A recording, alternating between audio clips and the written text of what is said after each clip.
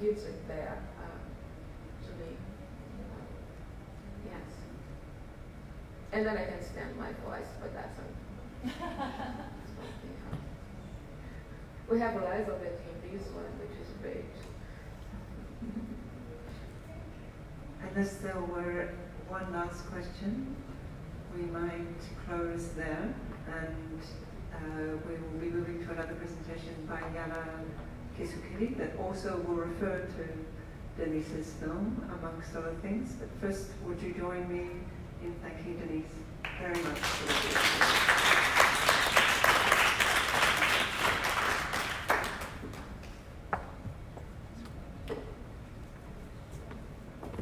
So just while we're getting set up with the PowerPoint, I'm going to hand you over to my co-curator of this weekend's programs. There were 4 curators of Cosmopolis, I'll just mention that. So I was one of them, Catherine Weir, along with Ilaria Conti, Charlene Delutte, and Zhang Hanu, who are all here today. This weekend was constructed in collaboration with Lauren Wolfe from the Columbia Global Center Paris, who do a wonderful ongoing thematic series of programs across different forms, from spoken word to bodily-based music and so on. Currently focusing on sirens, and in the next semester we'll be focusing on Prometheus and questions to do with masculinity and technology. So I encourage you to look at their programs. But now, Lauren, if you would introduce Yana Kisukiri, our next speaker. Thank you. Thank you so much, Catherine. It's been such an honor and pleasure to work in partnership with Catherine and with her team to help think about this last weekend of talks and the Sensing Lab. And so I'm just delighted and really grateful to you. As she said, the Columbia Global Centers, which you may or may not know, but that is situated sort of in the heart of Montparnasse, has a quite extensive programming calendar.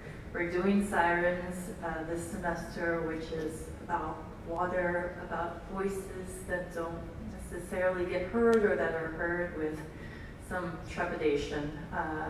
And this is why we thought perhaps that this would be a wonderful pairing, precisely in view of those questions. I'm going to be presenting our next speaker, Nadia Yana Kisukiri, both in French and in English. She'll be speaking in French, so please bear with me with my accent and language. Nadia Yana Kisukiri est maîtresse de conférence en philosophie à l'Université Paris-8. Elle s'est appuyée sur la pensée de Bergson pour repenser la notion d'universel à travers le concept de traduction et d'asymétrie. Elle s'intéresse à la façon dont l'universel a pu prendre la forme à la fois d'une parole frauduleuse, tout en étant un concept porteur d'espérance. Pour explorer ce versant, elle se puise dans la pensée des critiques postcoloniales et décoloniales. Elle est l'auteure et directrice de nombreux ouvrages, d'articles et de revues, dont Bergson ou l'humanité créatrice, qui a été publié en 2013, La pensée de Charles Péguy et l'article Décoloniser la philosophie ou de la philosophie comme objet anthropologique, parmi maintes d'autres. Elle a participé aux ateliers de la pensée de Dakar en 2017, où elle a commencé à esquisser son idée de la Titia africana, une résistance à la mélancolie théorique liée à la perte et au deuil retrouvés dans l'ensemble de l'écriture postcoloniale. Je pense qu'elle va parler de ça aujourd'hui. Voilà, ça c'est le français.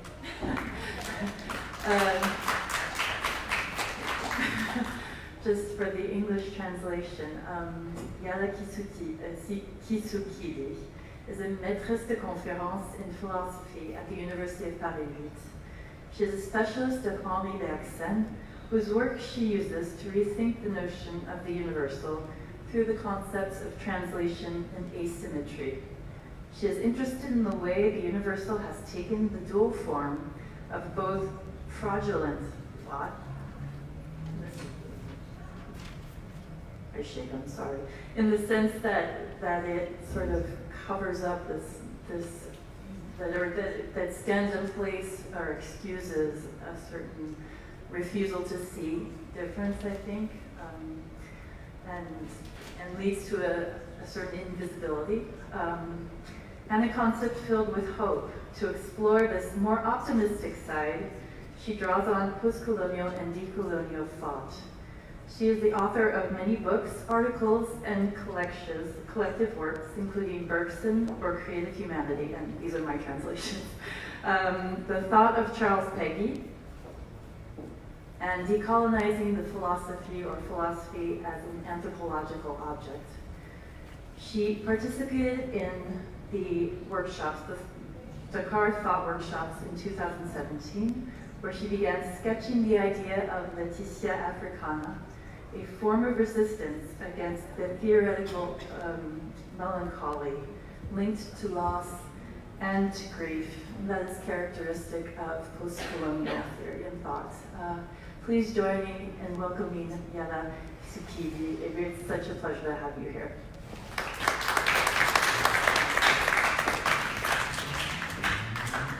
Could I just quickly ask if there's anyone in the audience who would not be able to follow in French?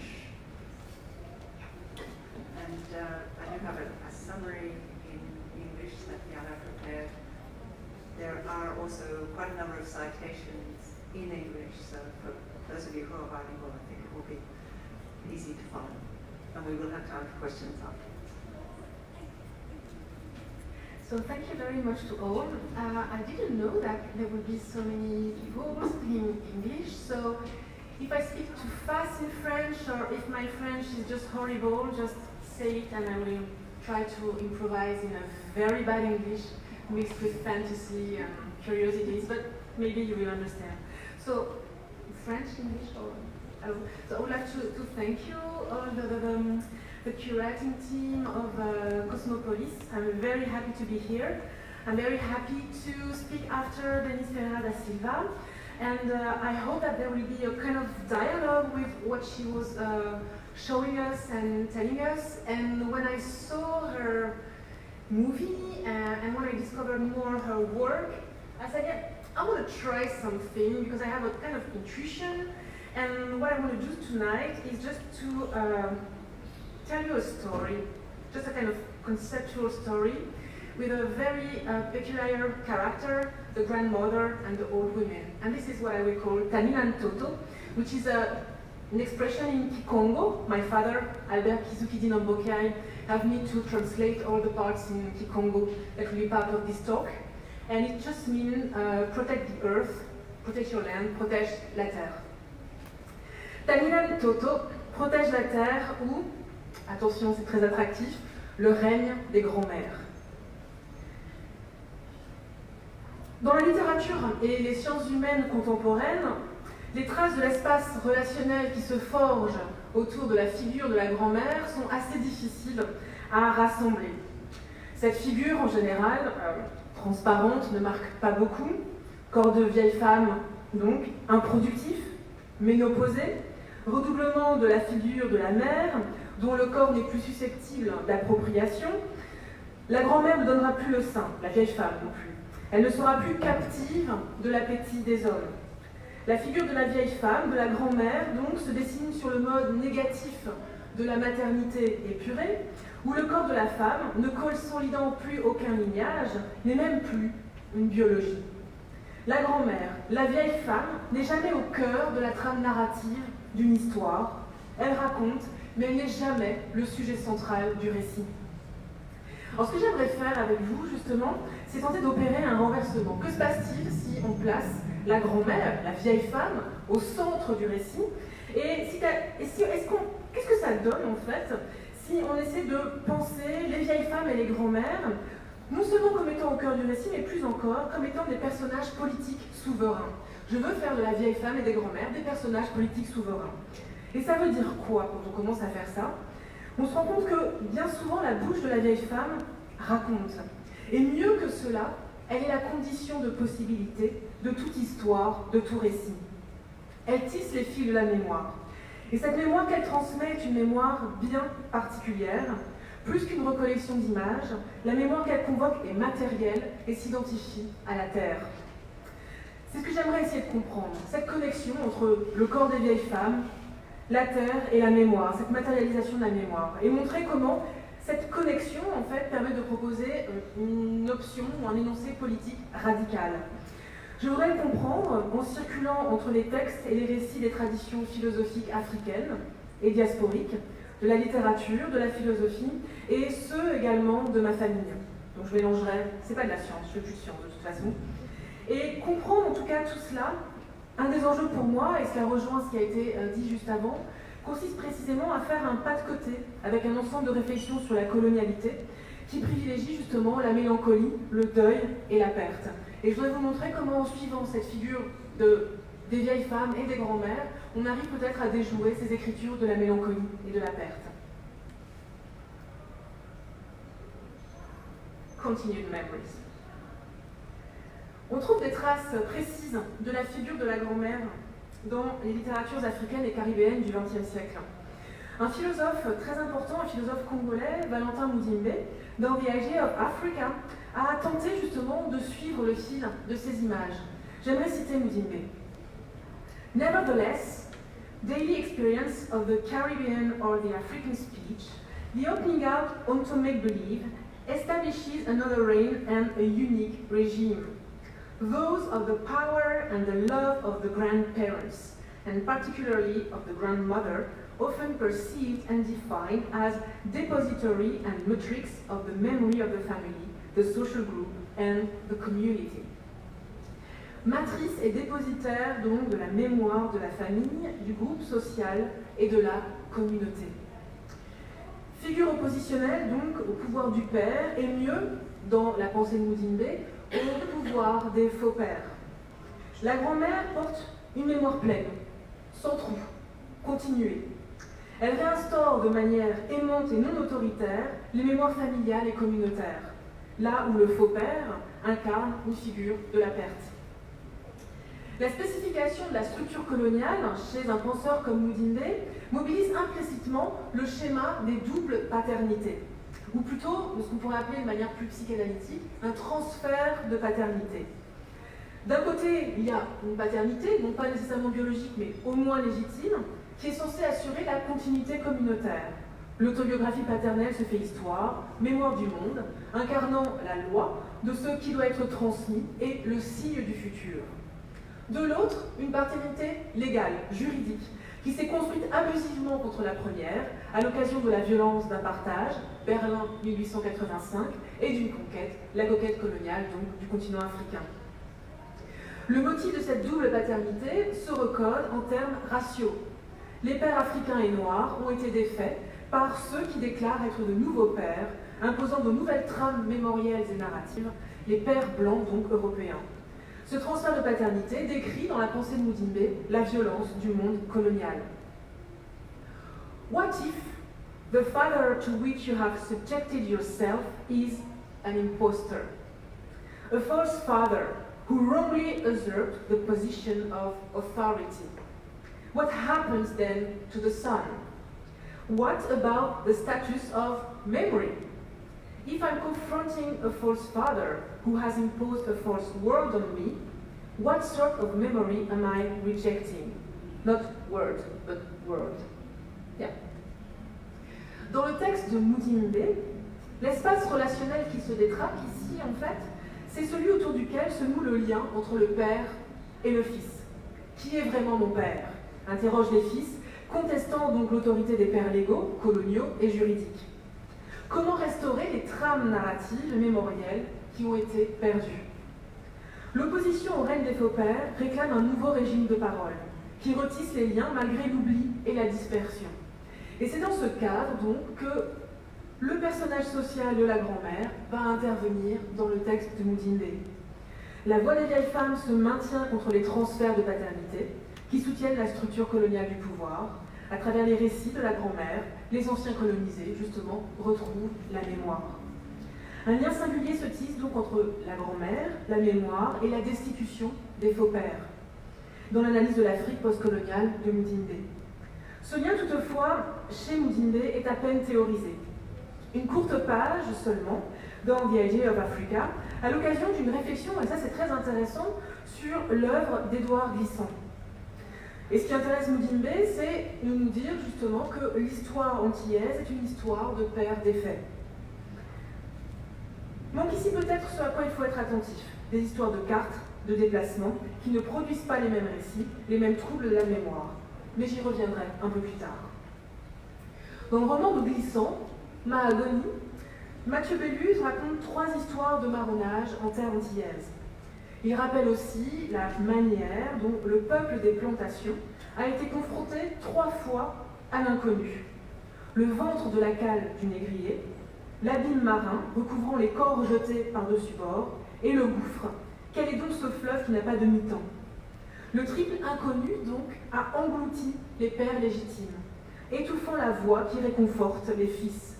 Fear not, son, this is the past of our people. Les communautés et leurs mémoires ont été avalées, recouvertes par ce que la philosophe et anthropologue Rita Segato appelle la trahison historique de l'Atlantique. C'est donc l'histoire, j'ai donc commencé avec une histoire, non pas celle des grands-mères, mais l'histoire de la mort du père. Comment nos pères sont-ils morts? Comment tuer ces nouveaux pères, nos faux pères? Et c'est cette histoire de la mort du père, donc, qui intéresse Mudimbe dans le discours africain et caribéen postcolonial. Dans ce discours, et chez Mudimbe particulièrement, la grand-mère surgit comme figure seconde. Après le meurtre du père, elle se glisse au milieu des paternités défaites et offre une autre perspective sur l'histoire, la mémoire, la traversée forcée des terres et des mers. La figure de la grand-mère donc incarne un autre entrelacement de la mémoire et de l'oubli qui traverse le discours africain et caribéen. Le discours de la grand-mère, dit même Mudimbe, réactualise ce qui fut et ce qui sera à nouveau, sans emprunter les formes inhibitrices du langage patriarcal. Écoutons Mudimbe encore une fois. The reign of the grandmother is the other side of the presence of the father, false or true, it matters little, whose power is questioned in the smile and the memory of the grandmother. La grand-mère, donc, et c'est notre premier moment, figure un autre pouvoir et une nouvelle relation au temps. Elle indique que ce qu'on croit avoir perdu ne l'a pas vraiment été, a certainement résisté, tel quel, ou s'est peut-être métamorphosé. Dans les territoires reconfigurés par la structure coloniale, la grand-mère n'est pas une figure mélancolique. C'est la figure paradoxale des mémoires inabolies. La première leçon des vieilles femmes, donc, on ne perd pas la mémoire.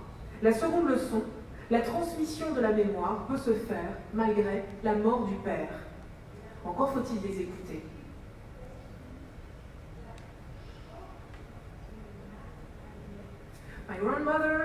My grandmother used to say that if you're doing what you're supposed to be doing, then the whole universe will accommodate itself to you. Le texte de Mudimbe n'est pas satisfaisant, même si j'adore Mudimbe. Mais son texte n'est pas satisfaisant. Il mobilise un modèle de transmission qui se structure autour de la relation entre le père et le fils. Comme si seul le fils pouvait s'exclamer et demander « Qui est vraiment mon père ?» La grand-mère apparaît comme une figure de secours dans ce cadre qui vient en second.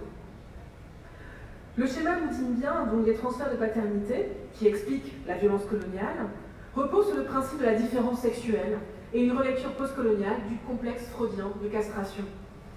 Dans la violence coloniale, les pères légitimes ont été castrés. L'angoisse naturelle des fils, perte du phallus, devient l'angoisse de leur père, qui affronte désormais un ordre patriarcal plus puissant qui menace de les châtrer. Les fils doivent affronter l'insoutenable fragilité du père, le père noir, qu'une autorité blanche, plus haute, vient piétiner devant leurs yeux. Dans ce schéma, le secours de la grand-mère répète la différenciation sexuée des rôles sociaux, convoquant la force normative et interdictrice qui se cache dans le découpage conventionnel des âges biologiques de la vie d'une femme. De l'enfance à la puberté, du corps fécondant et réglé de la jeune fille et de la mère au corps infertile et ménopausé de la vieille femme et des grands-mères, du sein gonflé de lait à la poitrine sèche. Si le texte de Mudimbe tend un miroir aux grands-mères, au-delà de la mort violente du père, ces vieilles femmes ne sont rien. Pas prises au sérieux, on les laisse dans leur coin parler aux enfants. Mais deux idées m'intéressent dans le texte de Mudimbe et j'aimerais les reprendre sans embarquer avec moi justement la question du père, des faux pères, vrais pères, etc., etc. La première idée que je trouve intéressante, c'est la suivante. La grand-mère permet d'instaurer un autre rapport non mélancolique à la mémoire trouée, blessée. Deuxième idée qui m'intéresse, elle incarne également une possibilité de contestation de l'ordre patriarcal, celui des faux pères, mais aussi des pères légitimes. Alors embarquons et essayons de radicaliser ces deux propositions. Soustraire donc le personnage de la grand-mère à l'espace relationnel construit par le père et le fils, refuser l'identification de la grand-mère à l'image de la mère redoublée, faire du corps de la grand-mère un corps exigeant, dramatique, étranger au circuit des affects et de la fameuse sollicitude féminine. Pour cela, il ne faut passer ni par la psychanalyse, ni par l'anthropologie. Il mérite une littérature africaine-américaine, féministe, féroce, a produit quelques personnages de grand-mère soustraites précisément à la figure du père. En 1972, Tony Kadebambara publie le recueil de nouvelles Gorilla My Love, 15 nouvelles courtes, écrites donc entre 1960 et 1970, qui offrent quelques personnages féroces de grand-mère. Quand ces nouvelles paraissent en 1970, Tony Kadebambara, membre du Black Art Movement, est déjà une figure donc du black feminism naissant. Elle a déjà publié une anthologie féministe essentielle, The Black Woman, avec les contributions, entre autres, de Nikki Giovanni, Audre Lorde, Alice Walker, Paul Marshall. L'écriture de Bambara s'inscrit dans une tradition de combat, augmenter la puissance des espaces mineurs, renforcer la communauté noire. The type of book that black women tend to be producing has to do with our sense of community. Our sense of community. Mais une communauté, justement, est toujours à faire. Elle n'est pas un espace fusionnel. Et elle doit lutter, justement, pour ne pas se détruire contre ses propres penchants réactionnaires. La simple inversion du stigmate racial, de l'interpellation policière, ne fixe pas de communauté noire. De communauté noire unie, stable, et même, il n'est pas sûr qu'elle produise de communauté noire en soi. Pour cela, il faut comprendre que noir, dans l'expression communauté noire, ne fait pas signe vers la race, ce délire fabriqué par un ordre qui s'est cru blanc et supérieur. Le signifiant noir, désigne une métamorphose, la transformation d'une douleur qui frappe le corps et la peau en une spiritualité restauratrice. C'est cette spiritualité qui forge une communauté. Elle ne s'inquiète pas des lignes de démarcation coloristes et raciales qui distingueraient les faux noirs, clairs, des vrais noirs, foncés, mais des liens immatériels qui lient les êtres entre eux et leur donnent à nouveau le pouvoir qui leur a été retiré. On peut ainsi conjurer la fameuse trahison de l'Atlantique dont parlait Rita Segato, en convoquant l'esprit des anciens dont les corps se sont abîmés dans les eaux profondes. La spiritualité, ce n'est que cela. Écoutons encore Bambara. I know that we must reclaim those bones in the Atlantic Ocean. Do you know that there is not a plaque, a memorial, a day, a ritual, or an hour that is erected in memorial to those 100 million bodies in the Atlantic Ocean? All those African bones in the briny deep. All those people who said no and jumped ship. All those people who tried to figure out a way to stir, to navigate amongst the sharks. We don't call upon that power. We don't call upon those spirits. We don't celebrate those ancestors. We willingly embrace amnesia. More horrendous is the fact that we have all that power that we don't tap. We don't tap into the ancestral presence in those waters. Dans de nombreux textes de Bambara, la figure qui se dresse contre l'amnésie volontaire, willingly embrace amnesia, c'est celle de la grand-mère ou de la vieille femme. Elle soutient le lien communautaire, non pas en réactivant des logiques de l'inimitié, qui consolident les lignes de démarcation raciale, politique, mais en convoquant les forces spirituelles, l'autre pouvoir. Force secrète, force de la terre, force latente du fond des eaux, Dynamites hybrides où les vivants se mélangent avec les os, les cadavres, les spectres, les revenants, dieux et déesses des rives africaines. Ce pouvoir n'est pas celui de César, ni non plus celui des chefs de famille. Il démet les patriarches et rend la voix à celles et ceux qui ne sont plus. Dans les filles Johnson, plus personne n'écoute la vieille femme, grand-mère Drew. Cette dernière déplore. Tu vois, quand j'étais jeune, les vieilles femmes se rassemblaient pour initier les jeunes filles comme toi à nos traditions. Et du coup, tu apprenais ce qu'il faut faire quand les hommes deviennent trop coquins ou regardent trop longtemps dans le vide, quand ils dépriment, quand ils sont mélancoliques donc. Tu apprenais ainsi ce qu'il faut savoir sur les charmes, les amulettes et comment lire les signes. Initier à la tradition, écouter la nature, déchiffrer les signes et fabriquer de petits objets qui pervertissent la loi des corps. Les enchantresses, grand-mères ou vieilles femmes infertiles, possèdent un savoir. Une communauté ne tient et n'existe que spirituellement, en maintenant en vie une longue lignée de morts. Les morts de l'Atlantique furent étrangers les uns aux autres, parlant 1000 langues d'Afrique. Il fut décidé pourtant qu'ils n'étaient qu'un grâce au pouvoir de l'esprit. La communauté noire, donc, si elle existe et si elle doit exister sur les territoires d'Amérique, ne peut se consolider en convoquant exclusivement la noirceur, la race, sur un mode policier, celui du stigmate retourné. Ce qui l'enfante, ce sont des traditions, cachées, mineures, capables de ramener les morts à la vie, capables de surmonter la perte, les corps engloutis dans l'obscurité de la cale, l'abîme des eaux profondes, contester l'amnésie volontaire et la mélancolie. Voilà ce que nous dit Mwambara. Mais j'aimerais, à partir d'elle, maintenant que nous avons enfin tué les pères, j'aimerais simplement changer les cartes désormais et mobiliser tout ce qu'elle raconte pour changer des itinéraires, changer de ton, nous ramener à une contemporalité beaucoup plus contemporaine, 60, 50 ans à peu près, à partir du moment que nous partageons en ce moment. Changer également d'histoire. Comment se construisent les récits pour celles et ceux qui n'ont pas été déportés? Comment se construisent les récits pour celles et ceux qui sont restés sur la terre ferme, en Afrique, et qui, quand ils se sont déplacés, sont passés d'une terre à une autre sans faire l'expérience du gouffre des eaux.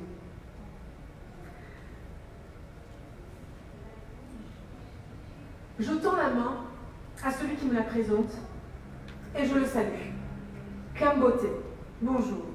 Yala Kisukidi, Mama Mwisi Folansa, Yala Kisukidi, de mère française. Mwana Wanambu Wanzola Kunam Banza Yidi, fille de Nambu et de l'amour sur la terre de Mbanza Yidi. Tekolo Wapiali Kisila Kunansanga, petite fille des Kiai Kisila sur la terre de Nsanga. Mon nom, Yala Kisukidi, convoque une terre. Mais non. Non pas un lieu d'origine, instinct du terroir, mais un espace qui permet à la vie de trouver sa subsistance, de s'accroître et de se développer. Je sais multiplier les noms, répéter les noms de mon clan, celui qui fut transmis par la mère de mon père, ma grand-mère. Mukongo, mon clan, celui des Nambo, établi sur les terres de Kasangulu, dans le Bas-Congo, Congo central maintenant, en République démocratique du Congo. L'histoire de mon nom, mon père me l'a transmise, loin de son lieu de naissance, sur les terres européennes de l'exil. Et je reprends le fil du récit que mon père a commencé, celui qui tient de sa mère, ma grand-mère. Le système de filiation chez les Bas-Congo, ou Congo singulier, est matrilinéaire. La transmission de la terre passe par le lignage féminin. Les fils appartiennent au groupe de leur mère, mais ne transmettent pas la filiation. La mémoire de la terre, de la communauté, passe par les femmes. Connaître son nom, c'est-à-dire son clan, c'est connaître sa terre.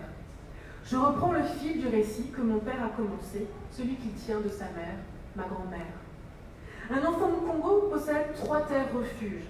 La terre principale, celle de son clan, c'est-à-dire celle de sa mère.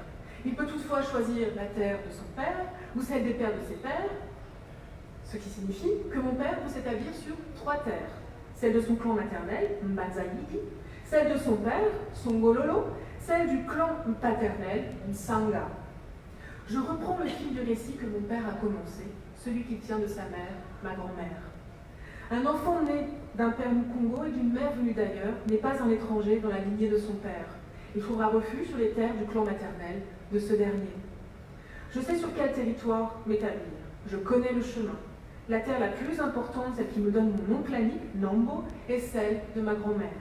Mes terres sont celles du clan maternel de mon père, Mbanza Yidi, et je peux accéder, si j'en l'esprit me souhaite, à celle de son père, Nsanga. Tous ces récits de récits s'entremêlent, je les connais par cœur. Je les malmène aussi et les réinterprète très certainement. Et je ne les ai jamais consolidés en fouillant dans les masses documentaires rassemblées par les anthropologues enquêtant sur les peuples congos. Ils ne nourrissent ainsi pas, dans mon cas, une anthropologie, mais bien plutôt une fable, et une fable politique. La mémoire, c'est d'abord une terre. Tant qu'on ne perd pas la terre, on ne perd pas la mémoire. Et cette fable politique, c'est celle que raconta ma grand-mère et que me répéta mon père. Pour comprendre cela, il faut changer de conception de la mémoire, posséder une approche de la mémoire moins psychologique, moins subjective, et comprendre que la mémoire existe hors de soi, comme une trame, à la fois temporelle et matérielle, qui noue entre eux des corps et des récits dispersés. La mémoire n'est pas une simple machine enregistreuse, qui rappelle et collecte informations, souvenirs, images, réactualisées au gré des circonstances de l'action. La mémoire définit un lieu de subsistance, un sol. Posséder la mémoire, donc, c'est savoir qu'il existe une terre qui ne diminue pas la vie, où le monde est accueil. Saloperie. Saloperie, ce discours sonne quand même mal aux oreilles et a un petit goût amer, qui fait véritablement penser aux pires saloperies, à celles qu'on a entendues en France depuis tout le siècle et qui se répètent encore aujourd'hui. Parce qu'il faut être extrêmement prudent avec cette conception matérielle, terrienne de la mémoire. Rappelons un petit peu l'histoire de la France, de la première moitié du XXe siècle. Des têtes conservatrices produisirent une conception du terroir où la mémoire, justement, est matière. L'union morale des peuples convoque une expérience d'outre-tombe, soutenue par l'action concrète du sol. La terre produit la race, recompose les voies du sang, l'instinct racinaire. Je ne vous citerai pas tous les auteurs qui ont contribué à ce grand lexique. On les connaît, et si on ne les connaît pas, on n'a pas besoin de les connaître. Et je ne ferai pas leur publicité ici, en tout cas. Ce n'est pas cette conception-là de la mémoire ni de la terre, évidemment, que j'entends réactiver ici. Mais la terre, justement, que transmet la mère Mukongo, il n'y a pas de tournant culturaliste dans mon propos, n'est précisément pas le sarcophage des morts qui offre leur front haineux à tout ce qui n'est pas de leur sang. Elle est le lieu qui recueille et favorise l'accroissement de la vie. Le règne des faux pères, des colons, est toujours déjà miné par la présence de vieilles femmes, celles qui transmettent la terre, la mémoire. Bambara, en écrivant sur l'autre rive de l'Atlantique, a vu juste. Les vieilles femmes possèdent un pouvoir, celui d'enfanter spirituellement les communautés en rappelant la terre et les mers qui ont été traversées. Le patriarche est celui qui prétend détenir autoritairement les clés de l'histoire et sait comment les biens se répartissent dans l'enclos familial. Or, la mémoire de la terre qui m'a été transmise n'est pas une mémoire de la propriété. Les Bakongo, c'est ce que m'a dit mon père, répétons sa mère, ne peuvent pas en droit coutumier céder leur terre. Mais sur leur terre, personne ne peut les rejeter. Une terre n'est pas une propriété, au triple sens juridique,zus, fructus, actus. C'est une mémoire ouverte, un lieu d'accueil. Un espace où se reconstitue et se renforce le lien familial communautaire, sans pour autant transformer le nouveau venu, l'étranger, en figure de l'inimitié. Au-delà de l'univers des Bakongo, tel qu'il me fut transmis par une voix de l'exil, on peut prolonger cette idée. Grand-mères et vieilles femmes, dans l'imaginaire politique radical, pourraient figurer justement cela, une relation terrienne à la mémoire, ou plutôt une identification de la mémoire à la terre qui n'est ni race, ni patrimoine, mais accroissement de la vie et accueil. Où le rapport libre à la terre, justement, se délie de toutes les jouissances procurées par l'accumulation et l'appropriation. Dans Caliban et la sorcière, ce livre fameux, donc, Silvia Federici montre comment les vieilles femmes incarnèrent en Europe une compréhension terrienne de la mémoire bien spécifique. Elle rédige une petite légende dans son texte. Il y a une gravure du peintre Hans Berkmer, de 1514, intitulée A Dispute between a Witch and an Inquisitor. Et cette gravure est intégrée à l'ouvrage de Silvia Federici. Et sous la gravure, elle note la chose suivante. Je le dis en français. Beaucoup de femmes, accusées et jugées pour sorcellerie, étaient âgées et pauvres. Leur survie dépendait souvent de la charité publique. La sorcellerie, nous dit-on, est l'arme des démunis. Mais les femmes âgées étaient aussi, dans la communauté, celles qui allaient le plus probablement résister à la destruction des rapports communaux causés par la propagation des rapports capitalistes. Elles incarnaient le savoir et la mémoire de la communauté. La chasse aux sorcières renversa l'image de la femme âgée. Traditionnellement considérée comme une femme savante, elle devint symbole de stérilité, de l'hostilité à la vie. La transition du féodalisme au capitalisme, qui est l'objet du livre de Federici donc, est marquée par une privatisation des ressources, et notamment de la terre. Le mouvement des enclosures, donc de la fin du XVIe et au XVIIe siècle en Angleterre, supprime les communaux, le droit pour les habitants d'une communauté rurale d'user en commun des biens sur un espace non approprié. Silvia Federici réintègre l'histoire de la chasse aux sorcières au cœur de la naissance du capitalisme. Dans cette histoire du capital, la vieille femme des classes démunies, veuve, sans enfant ou grand-mère, apparaît comme une figure rebelle. Elle porte avec elle la mémoire de la libre jouissance commune de la terre, mémoire d'une terre non appropriable qui est accueil, lieu de subsistance, soutenant la vie. Une fable politique n'est pas une anthropologie. Elle joue avec les figures, les personnages sociaux, la dramatique du pouvoir. Dans la fable que moi je veux construire, la vieille femme incarne une contestation du nouvel ordre sexuel qui se met en place, sanctionnant le pouvoir des pères, des patriarches. Ce pouvoir repose sur la double appropriation de la terre et du corps des femmes devenues bien public. En me racontant l'histoire de sa mère, ma grand-mère donc, mon père a emprunté une autre voie et m'a transmis une mémoire, une terre. Mon père n'est donc plus un patriarche. Cette mémoire de la terre s'est recomposée et au fil du temps, en rencontrant d'autres imaginaires politiques qu'elle a assimilés, en effectuant de nombreux détours. La transmission dans laquelle s'engagea mon père a très certainement permis cela. Elle ne fut jamais prescriptive, chargée de thèses ou de thèmes plus ou moins heureux aux accents culturalisme, communisme précolonial en terres africaines, identité et tradition matrilinéaire, etc., etc. Mais elle fut soutenue par une unique inquiétude, toute politique. Où peux-tu faire fructifier ta vie et la faire croître? C'est-à-dire, trouver un lieu où on ne la diminue pas. Cette inquiétude prend une tournure très singulière quand elle accompagne une histoire d'exil. Je change donc de carte, je trace un autre itinéraire. Les monts noirs connurent la trahison des éléments. C'est ce que nous racontent Bambara, Glissant et beaucoup d'autres. L'océan et le vent furent solidaires des bateaux qui déportèrent des peuples entiers vers un autre monde. Sur le continent, ils durent se confronter, sur le continent africain donc, ils durent se confronter à une autre trahison. Pas celle des éléments, mais la trahison, la grande trahison des frères, où les bourgeoisies africaines, naissantes, accoquinées avec les anciens colons, protégèrent satrapes et maintinrent toute une économie politique de la domination qui détruisit de manière radicale toutes les promesses portées par les rêves construits il y a 60 ans, les rêves de l'indépendance. La deuxième moitié du XXe siècle connut ainsi d'autres départs du continent africain, d'autres départs contraints, d'autres exils, où les combattants des libérations africaines connurent également la mort, et ne purent parfois, bien violemment et bien ironiquement, ne trouver abri qu'en Europe, chez les anciens colons. Persécutés sur leurs terres, endurant la faconde ironique des nouveaux exploitants, ceux qui pondent et épuisent les richesses du sol. Où habiter donc? Se demandent ceux dont l'exil les a menés dans le ventre d'un territoire hostile. Où habiter? Répètent-ils en regardant leur progéniture, vissée dans les tours de béton des grandes périphéries européennes qui embrassent l'aurore du siècle naissant. Espiègle, la voix lente de la grand-mère se tourne vers sa descendance et donne l'unique réponse.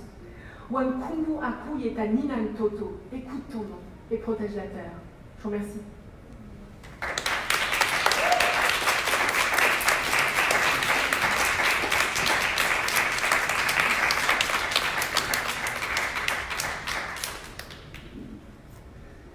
Thank you very much. Merci beaucoup, Yana, pour ce voyage à travers plusieurs histoires, y inclut ton histoire personnelle. Et je vais tout de suite demander si quelqu'un a une question, ou je peux commencer, si vous voulez. And if someone would like to ask a question in English, Yana is very happy to answer in English and French, or both. So,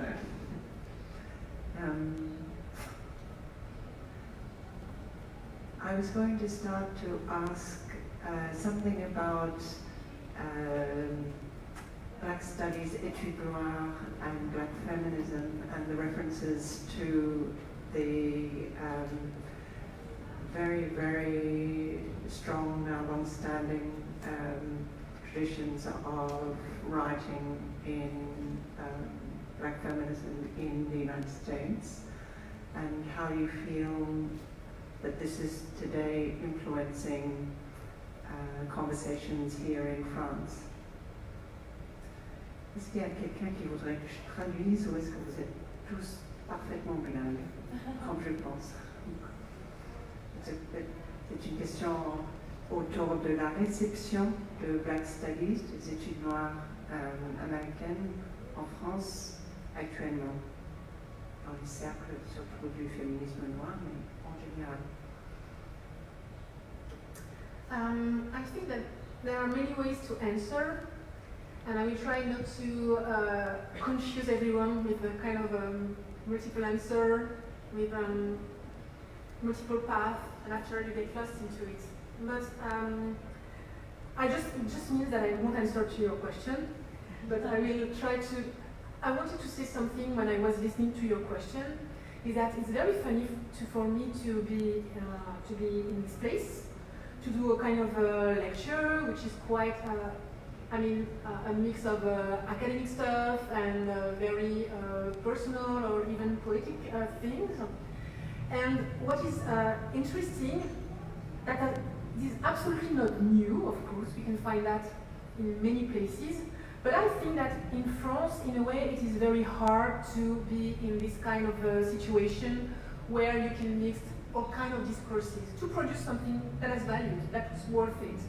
And it is a way to answer to your question, because when I read some black feminists and the way they theorize, I can see a great freedom in their writings that is very hard to grasp here in this country. I mean, even when I read the last books of Saidiya Hartman or Christina Sharp, there is always this intertwining between autobiographical writings, more academic writings, etc., that is completely difficult to do here in this country.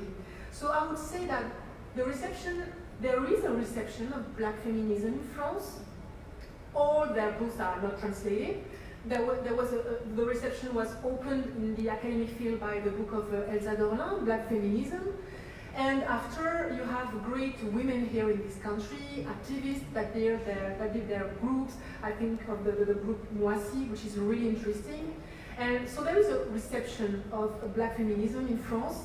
But I think that what is still hard, perhaps, but you can of course say that I'm wrong, is to find our freedom to write and to speak in a very normative system, especially in the political field and in the academia also. That's why I'm happy to be in this mixed space and in this cosmopolis, because I know that I'm free to do what I want. And if people don't mind, they just have, the exit is over there and they can just freely move.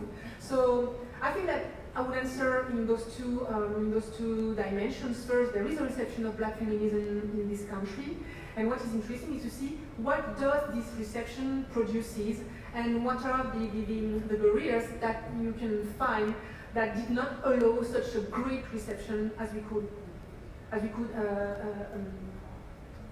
expect. Sorry, and those writers are really important because we have also black issues in France, and what is very important, I mean, to us is to produce and to feel free to produce our own discourses, our own languages, without feeling the sword of the normativity and of the conformism from the academia and the political world.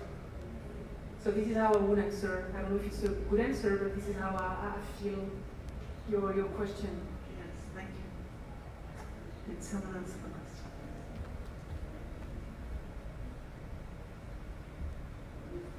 C'est peut-être un prolongement par rapport à la question de la narration. Je trouvais ça très très beau ce que vous avez présenté, merci beaucoup.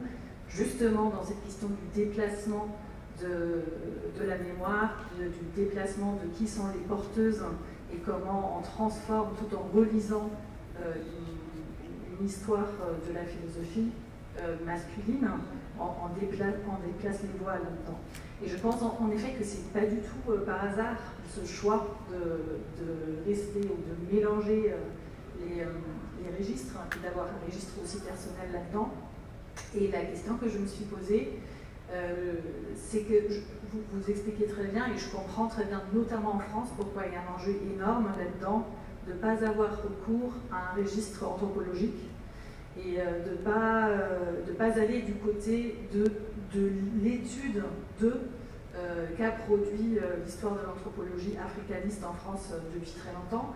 Et il y a quand même quelque chose, notamment dans votre narration, qui est tellement porté par un rapport à l'oralité, il y a quelque chose où on a envie de, je ne sais pas, de quelque chose qui est très physique, quoi, qui a un rythme, on est dans un conte, on est dans un storytelling, on est dans un rapport très parlé.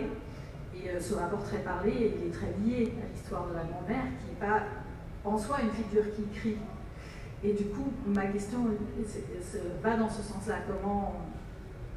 Comment faire lien avec cette tradition de l'oralité tout en esquivant, sans devoir avoir recours à cette tradition anthropologique?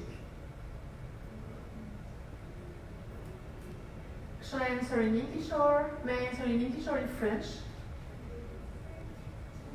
It's up to you, really. I don't care, whatever. Did you understand that are there people that do not speak French at all? It's such a shame, really. We don't care.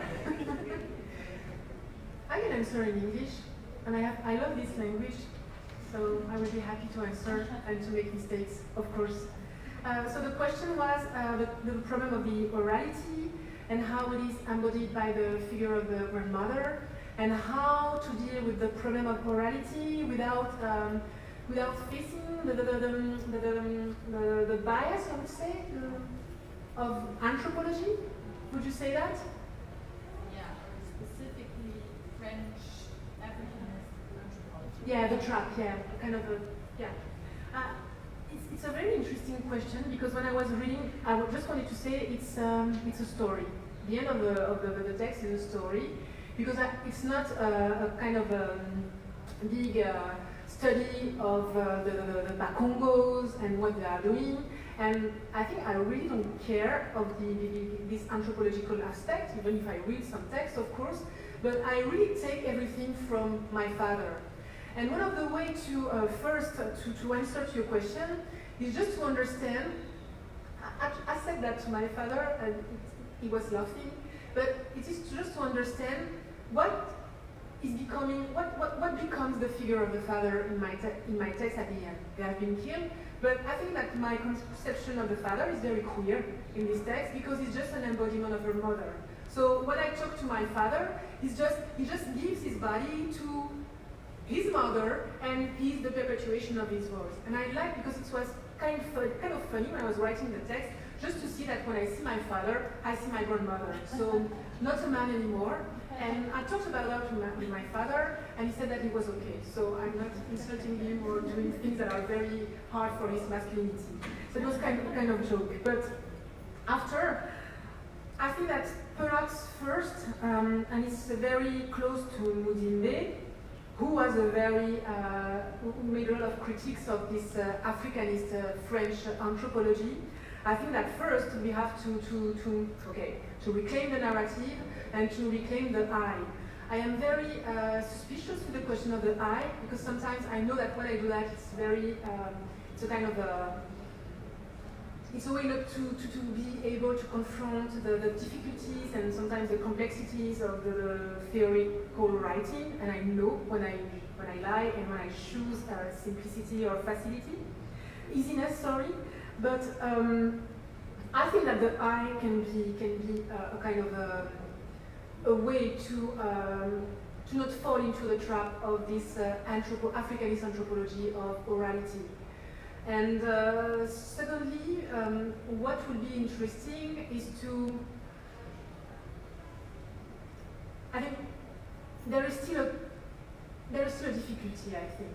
And I still think of the philosophy of Mudimbe, that is a very striking work for me. Because when I see his work, for example, he really fights against how Africa was constructed as an object by anthropologists. It's really close to the Edward Said projects, who showed how Orient was invented. But the difficulty is that in Mujimbe writings, we start with the non-being. Africa is a non-being. After you have the discourses of the anthropology that have constructed Africa as an object, a false object. And after, when you deconstruct that, what do you have? You have the melancholy of the subject, who doesn't know how to talk about itself without being trapped again in the anthropology discourse on Africa. So what I think that would be a solution is to sometimes accept the story, and sometimes to play with the false stories, to play with the false stories invented by anthropologists, even if they were colonialist anthropology, and sometimes you can create something with that. A lot of African discourses of liberation were rooted in false anthropologic stories. Mujimbe would say, I don't want to talk in this way anymore, but I think that we can talk this way, we can still talk this way, if we know that we are in a story and that we want to do something with those stories. And it is a way, I think, to sustain and to nurture the process of emancipation. So, of course, I don't want to talk like an old Africanist anthropologist, I would say strange things about all those African people, but I think that sometimes we can perhaps play with them and play with what they constructed, and to do our own history, our own story, our own way to tell the tales. It's a failure, I know, but we can try to fail in a very magnificent way.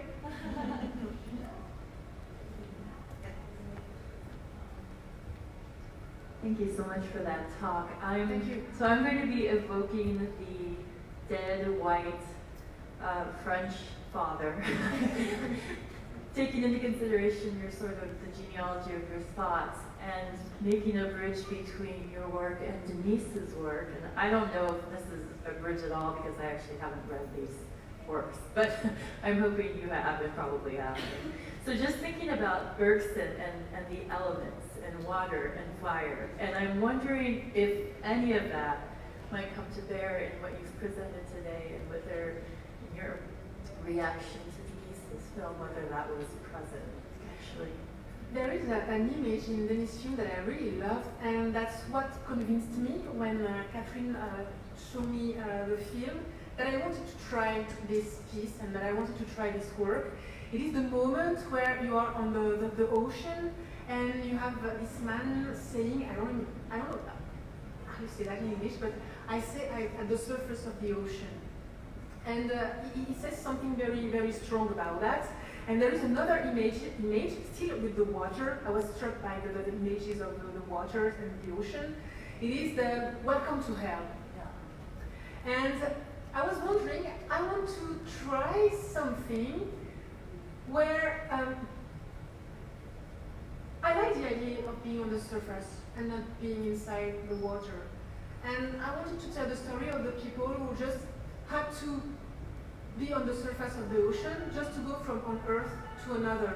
So who were not trapped into the abyss of the ocean. And this is how it can seem quite far from what Denis did, but I think that from this image, what was interesting to me was to understand or to reflect on the question of the elements, but in a different cartography. I know that you invited to Frédérique Aït-Touati, and I really loved the book she made with architects here, with the new way to recreate cartography from the being, from the living, and not from a point of view from the sky or anyway, the point Sirius. And I think that what was interesting was to draw new cars to be able to tell another story. I think that, and what was interesting too was to connect those stories with what Denise was doing, because I think that the question of extractivism is absolutely central in this movie. And I think that this conception of the earth that is carried by the grandmother, it says really something about an earth that you cannot extract, that you cannot spoil, that you cannot destroy. So I would say it is a kind of it's not an eco-feminist text, but I would say it's a kind of response to another way to understand the elements against the violence of the capital, of the kind of a colonial, patriarchal, all those words, of the capitalism. So that's why I think that the two moments are intertwined, and I was very sensitive to what Denise said when she said that she didn't want. I hope I understood, and correct me if I am wrong. But when she said I want to do a film with no subjects, and I think that was very, very strong, because when I saw the film, I said, okay, we are not here. Sometimes, just sometimes, but just we are trapped. I mean, trapped or just surrounded by the elements. And in my paper, there is one subject. So I didn't want to erase the perspective of the subject, but it is a subject that nobody cares about, or women. Nobody cares. They don't exist. In all the traditions, in the black radical traditions, in the white, the traditional Western traditions or things like that. And it was interesting to write with the non-subject, the old black African perhaps woman. And what do we do when we want to imagine a little to reinvent this subject as the ground or as the root of a radical political statement? So this is how I would try to connect the two propositions. I think it's not artificial at all, because I was completely. I love the Denise movie, and the question of extractivism. The theories of it come. There are a lot of theories that come from Latin American thinker. But what is interesting when you think from the Central Africa point of view is that we are really facing, especially in DRC, the same problem. And the question of the Black Death, for example, in Kivu or in the Eastern Congo, is completely connected to the violence that people, multinational capitalists, are doing to the land. So I think that we are connected, completely connected. Was there anyone else who had a question? I thought there was some beautiful weavings together of our sessions today and also yesterday. We remember Leah Beresamsaka Simpson's storytellings, and some of what came out in this question, in response to the question about anthropology, I think was also very much woven through Leanne's talk. And storytelling is a form that allows you to take a very a subjective voice, but that also creates relationships. So it's not disembodied and it's not separated from its context. And then the weaving together that Leanne spoke about is also between different stories to create another story that includes and manages to take into account different points of view, and so it has a different. I'm talking here, and Leanne is sitting here. I don't know if you want to speak, but I didn't want to put you on the spot. I thought it was very nice to also bring that in today. But I think that's another very important epistemological ground of inclusion and consensus. You were talking also about the